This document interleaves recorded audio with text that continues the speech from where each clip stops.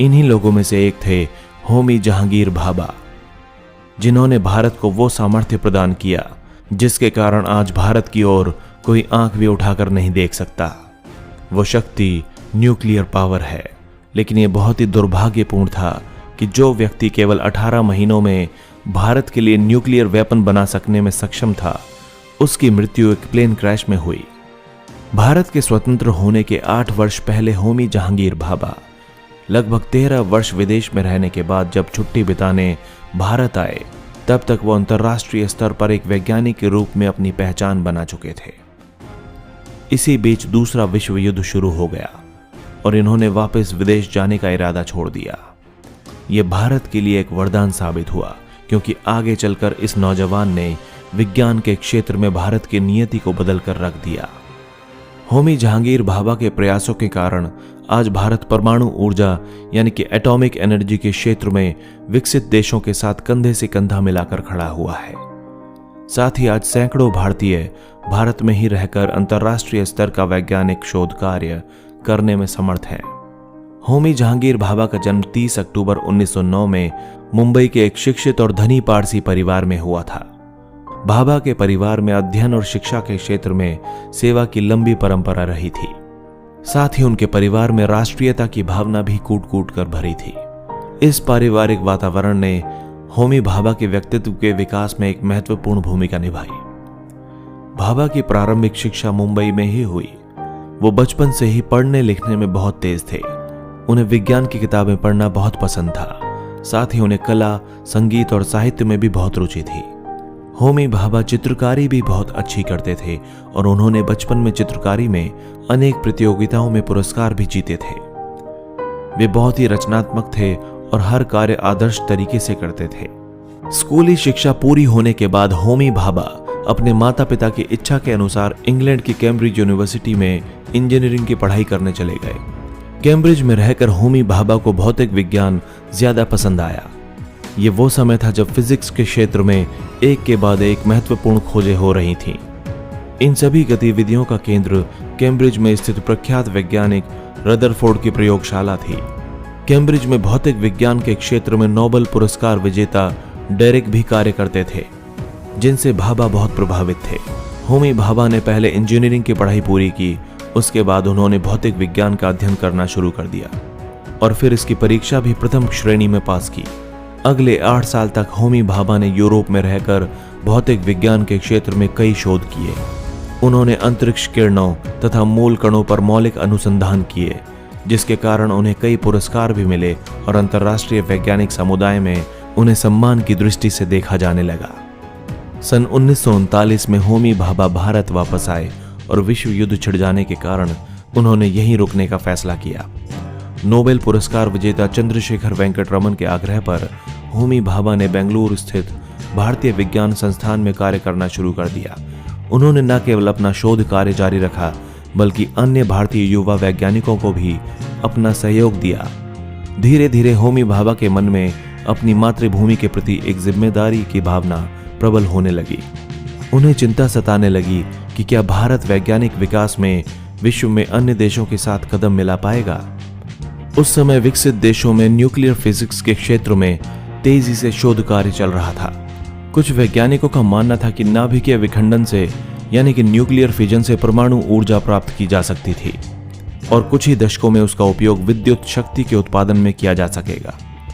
अधिकतर वैज्ञानिक इससे सहमत नहीं थे, लेकिन होमी भाभा को विश्वास था कि परमाणु ऊर्जा यानी कि न्यूक्लियर पावर प्लांट जल्द ही एक सच्चाई बन जाएगी।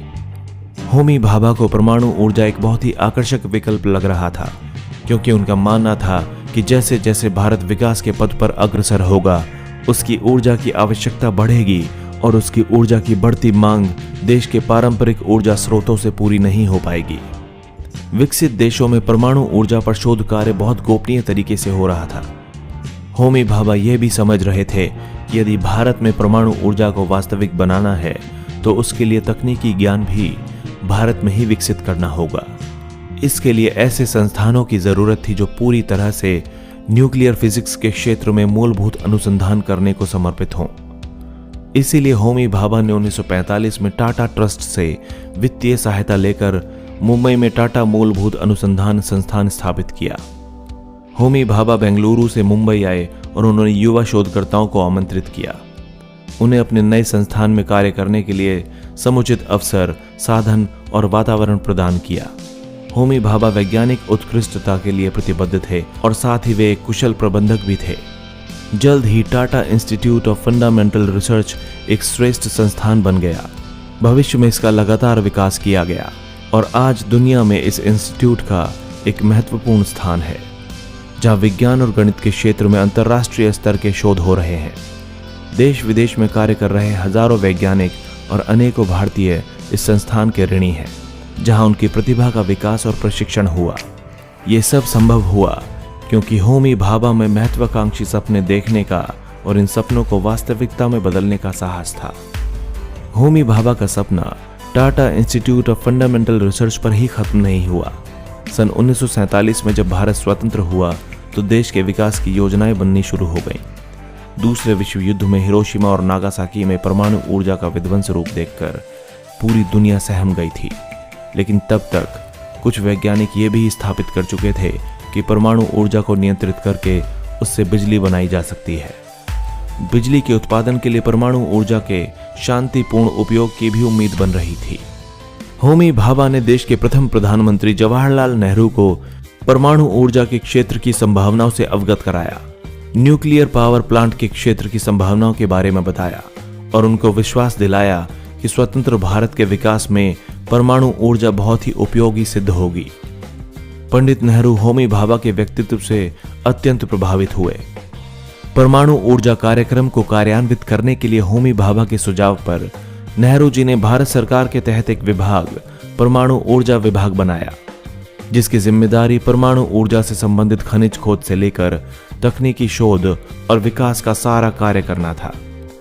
जल्दी ही यह कार्य इतना बड़ा हो गया कि उसको अब Tata Institute of Fundamental research में जारी रखना संभव न था और इसके लिए एक अलग संस्थान की जरूरत महसूस होने लगी।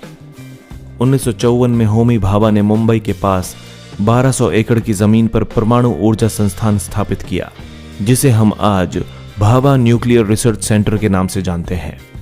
यहां पर सन 1956 में भारत का पहला रिएक्टर स्थापित किया गया था, जिसका नाम अप्सरा रखा गया। यह भारत के लिए विशेष गौरव की बात थी। इस रिएक्टर का डिजाइन और निर्माण होमी भाभा के नेतृत्व में भारतीय वैज्ञानिकों और इंजीनियरों द्वारा किया गया था। आपको बता दें कि यह रिएक्टर आज भी कार्यशील है। आगे चलकर भारत के परमाणु ऊर्जा कार्यक्रम का तेजी से विकास हुआ। इस विकास के कारण बड़ी संख्या में प्रशिक्षित व्यक्तियों की जरूरत पड़ने लगी। सन 1958 में होमी भाभा ने ट्राम्बे में ही न्यूक्लियर पावर ट्रेनिंग सेंटर की स्थापना की। यहां पर हर साल पूरे भारत से साइंस और इंजीनियरिंग के ग्रेजुएट्स को चुनकर प्रशिक्षित किया जाने लगा। होमी भाभा ने भारत में जिस न्यूक्लियर पावर प्रोग्राम की परिकल्पना की और उसके विकास की पहल की थी, उसके सफल परिणाम अब हमारे सामने आने लगे हैं। आज भारत के कई परमाणु बिजली संयंत्र हैं, जहां परमाणु ऊर्जा से विद्युत शक्ति का उत्पादन सफलतापूर्वक किया जा रहा है। होमी भाभा सिर्फ परमाणु ऊर्जा पर ही नहीं रुके। उन्होंने जल्द ही पहचान लिया कि अंतरिक्ष के क्षेत्र में आगे बढ़ने के लिए रॉकेट और उपग्रहों का विकास भी जरूरी है। होमी भाभा के अंतरिक्ष के क्षेत्र में शोध कार्य शुरू करवाने का प्रस्ताव सन 1961 में भारत सरकार ने स्वीकार कर लिया। होमी भाभा स्पेस रिसर्च के लिए बहुत से सपने देखने लगे, लेकिन दुर्भाग्यवश अपनी कल्पनाओं को साकार होता देखने के लिए वे जीवित नहीं रहे। सन 1966 में होमी भाभा की मुंबई में जिनेवा जाते समय विमान दुर्घटना में आकस्मिक मृत्यु हो गई। पूरी दुनिया उनकी अचानक हुई मृत्यु से शोक में डूब गई। होमी जहांगीर भाभा आज हमारे बीच नहीं है, पर उन्होंने अपने अथक प्रयासों से परमाणु ऊर्जा के विकास का जो रास्ता दिखाया, उसी के कारण आज भारत परमाणु ऊर्जा के क्षेत्र में आत्मनिर्भरता प्राप्त कर चुका है। होमी भाभा द्वारा स्थापित संस्थानों में प्रशिक्षित व्यक्तियों की विशेषताओं का लाभ भारत को परमाणु ऊर्जा के अतिरिक्त